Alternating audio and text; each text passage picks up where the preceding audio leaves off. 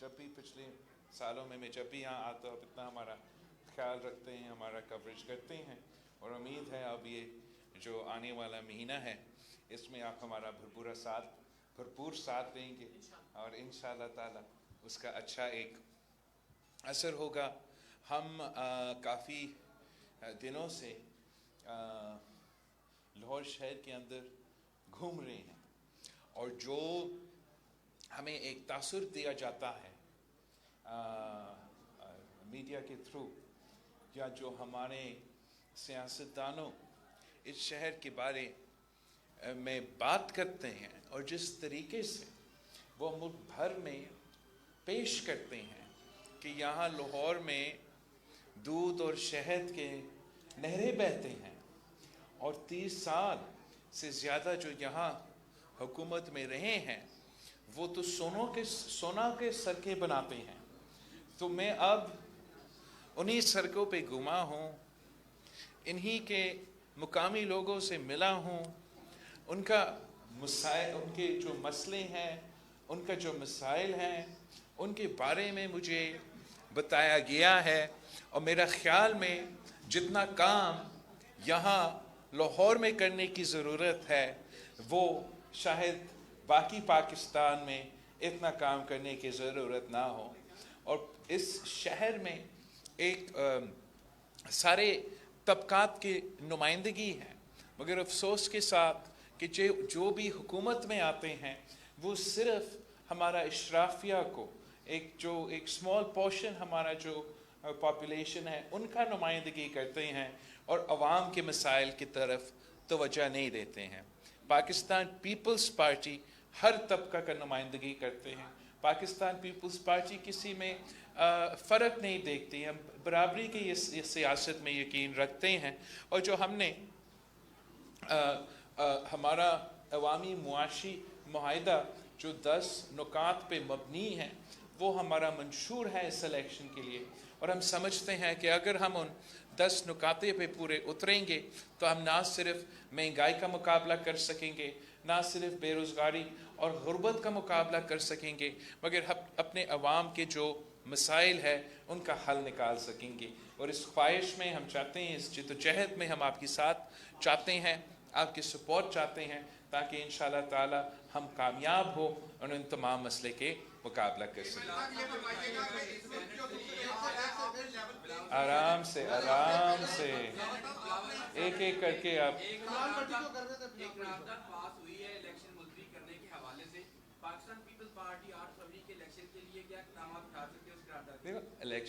Election commission ने schedule ऐलान किया है।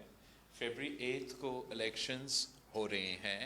बड़े सेनेट से करारदाद आप पास करवा दे, अक़वाम मुत्तहिदा से करारदाद पास करवा दे, OIC से करारदाद पास करवा दे। इलेक्शंस तो फरवरी 8 पे होंगे। जस्टिस फाइज ईसा साहब ने कहा है कि पत्थर में लिखा हुआ है कि फरवरी 8 पे इलेक्शंस होंगे। तो मेरा ख्याल में हम सब जस्टिस फाइज ईसा साहब के इस बात पे एतमाद करते हैं। हम तो कहते हैं कि कदर बराए काजी साहब हम आपके साथ हैं। इंशाअल्लाह ताला इलेक्शंस होंगे, पाकिस्तान के अवाम को वो मौका मिलेगा कि वो अपना वोट का हक इस्तेमाल करके वो अपने ही हुकूमत बनाएं। फिर उनकी मर्ज़ी जो भी पाकिस्तान के अवाम का फ़ैसला है वो पाकिस्तान पीपल्स पार्टी कबूल करेगी। हम समझते हैं कि पाकिस्तान के अवाम को पाकिस्तान पीपल्स पार्टी को चांस देना चाहिए कि हम इन तमाम मसाइल का मुकाबला कर सकें।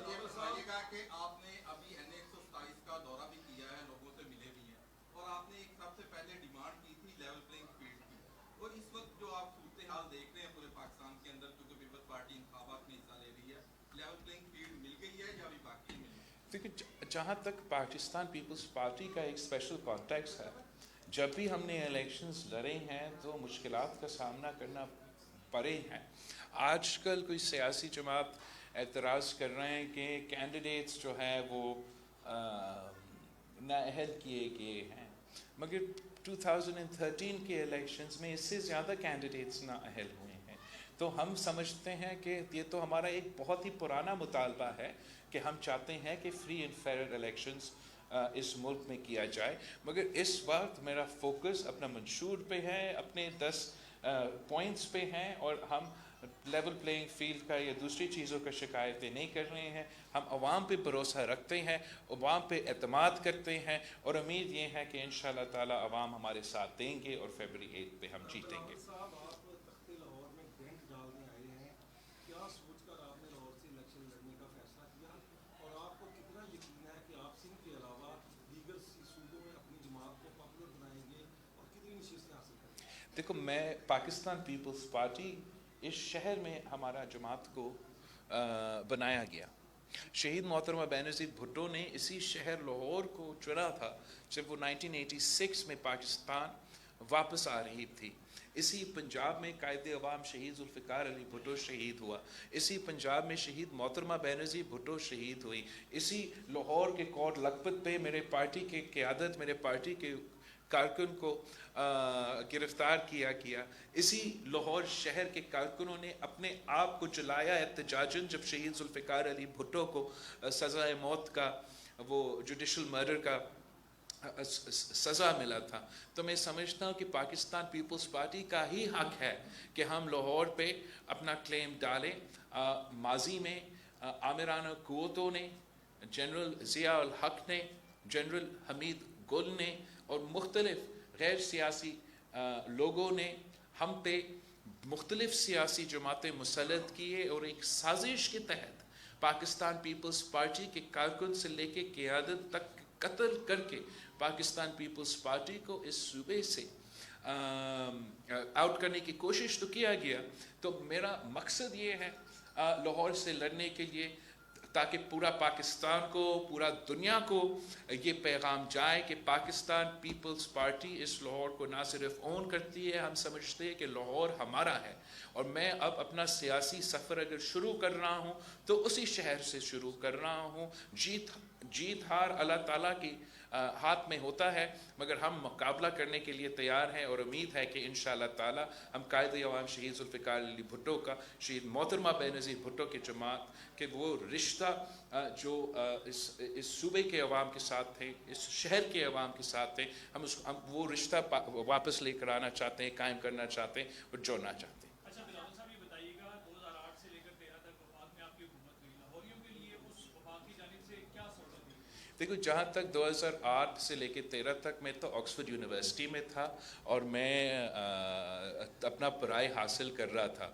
مگر جو حکومت اس وقت میں تھا, اگر آپ 2008 سے لے کے 2013 تک کا حکومت کا کارکردگی 2013 سے لے کے 2018 تک اور 2018 سے لے کے اب تک کا کارکردگی کو کمپیئر کریں, چاہے وہ معاشی پالیسیز ہو, چاہے وہ غربت کا مقابلہ کرنے کے لیے پالیسیز ہو, چاہے وہ پسماندہ طبقے اقلیتوں کو نمائندگی حقوق دینے کی بات ہو, چاہے وہ صوبے کو اختیار دینے کی بات ہو, تو وہ پاکستان پیپلز پارٹی کے اس دور کی حکومت نے کیا تھا. اگر پنجاب کو اپنے وسائل ملیں, اگر اس شہر میں شہباز شریف صاحب وہ اپنا کام کر سکیں, تو صرف اس لیے کہ ہم نے NFC ایوارڈ کے مطابق ان کو وہ وسائل دیے جو تاریخ میں کسی وزیر اعلیٰ کے پاس نہیں تھا.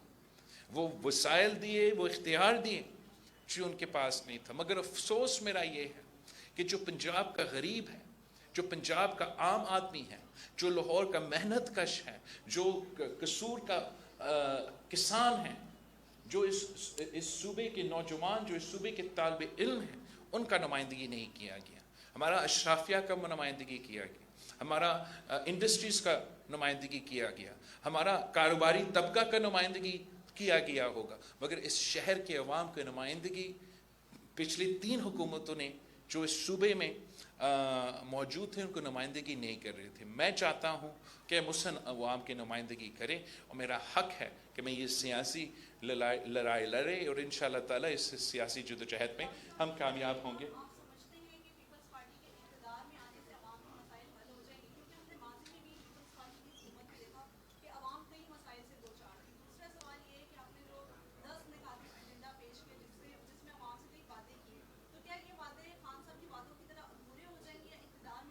تو میں سمجھتا ہوں کہ ہم نے یہ ثابت کیا ہے جب بھی پاکستان پیپلز پارٹی کی حکومت بنا ہے کہ ہم اپنے منشور پہ عمل درآمد کرتے ہیں.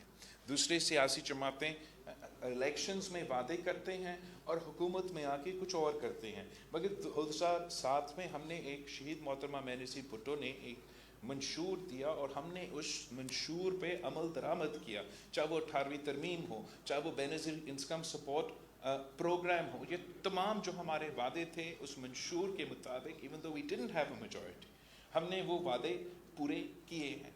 मैंने जो वादे सूबे सिंध में किए हैं, चाहे वो सेहत के शोबे के हवाले से हो या हाल ही में जब हमारे सैलाब हुआ था, जो मैंने वहाँ सलामती मुतासरीन से वादे किए थे, वो अब वादे पूरे होते जा रहे हैं।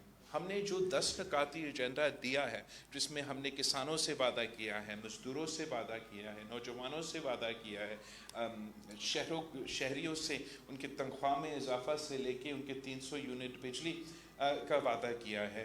इस वादे के पीछे हमारा प्लान भी मौजूद है, हमारा फाइनेंसिंग भी मौजूद है। और आपने जो उससे पहले सवाल किया कि पीपल्स पार्टी का हुकूमत में आना, अगर पीपल्स पार्टी हुकूमत में आके इस 10 नुकाती जो प्रोग्राम है उस पर अमल दरामद होगा तो ज़रूर पाकिस्तान के अवाम को फ़ायदा होगा। हम सिर्फ हुकूमत अपने लिए नहीं, अपने लिए इख्तियार हासिल के लिए करने के लिए नहीं। अगर आप हमें दूसरे सियासी जमातों से कंपेयर करें तो मैं इलेक्शन लड़ रहा हूँ ताकि मैं अपने मंशूर पे अमल दरामद करूँ।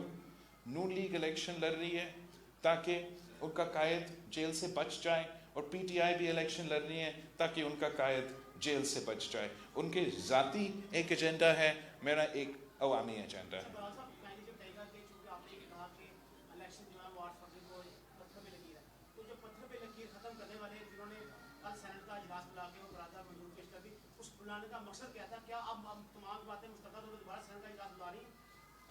आप सेनेट वालों से पूछें इस सेनेट के इजलास के बारे में।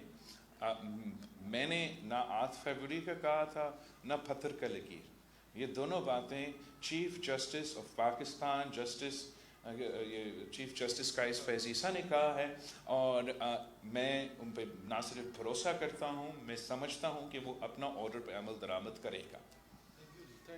थैंक यू सो मच, आपका बहुत शुक्रिया सर।